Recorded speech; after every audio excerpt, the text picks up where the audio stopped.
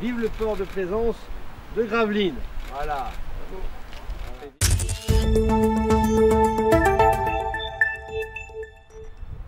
À Gravelines, les plaisanciers disposent désormais d'une aire de grutage et de carénage, un équipement attendu au service de l'attractivité du port. À l'origine de ce chantier, le CIVOM des Rives de la Haye et de la Colme, gestionnaire du port de plaisance. Oui, nous sommes ici au port de plaisance départemental, Gravelines-Grand-Fort-Philippe, qui est géré pour la partie plaisance par le CIVOM des Rives de la Haye et de la Colme et qui a réalisé donc une aire de grutage et de carénage pour nos 400 plaisanciers qu'il nous fallait investir, ce qui a été fait, un investissement d'1 400 000 € avec une participation de l'État et de la communauté urbaine. Et je me réjouis déjà de l'usage qui est fait de cet outil, puisque c'est déjà 60 bateaux qui ont été grutés. Si on veut garder notre activité, il faut des services.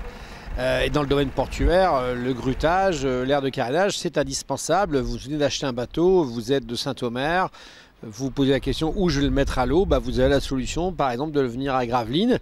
Et si vous êtes content du service, on peut penser que vous aurez envie de mettre votre bateau à l'année au port de Gravelines. Cette infrastructure répond aussi à des enjeux environnementaux stricts imposés par la réglementation. Un bateau a besoin chaque année au mieux d'être mis sur ce qu'on appelle sur le sec, donc sur le quai, pour pouvoir nettoyer toutes les algues qui s'y accrochent et puis toutes les mollusques aussi qui s'y accrochent dessus. Initialement, ça se faisait soit sur la plage, sur le sable, on gratte le bateau et ensuite on met une peinture et puis après on le remet à l'eau. Mais la réglementation ayant évolué, on s'est retrouvé dans l'obligation de répondre aux critères environnementaux. Le grutage, c'était déjà le cas, mais le carénage, de récupérer tous les débris du grattage du bateau. Les produits issus des travaux, l'eau et tous les détritus sont filtrés pour avoir une qualité d'eau qui soit rejetable à la mer, puisque là nous le rejetons dans le bassin Vauban.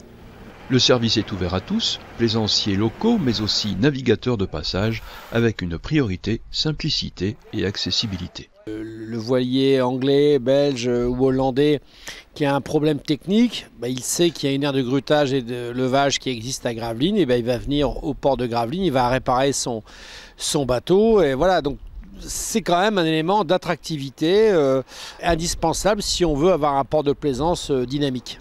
Être compétitif, c'est l'idée. Et puis les plaisanciers ont déjà pas mal de charges par rapport à leur bateau, mais on fait payer le service le prix le plus raisonnable. Avec cette aire de grutage et de carénage, Gravelines renforce l'offre technique de son port de plaisance, une réponse aux attentes des usagers, un outil moderne et une nouvelle étape dans la transition écologique des infrastructures portuaires.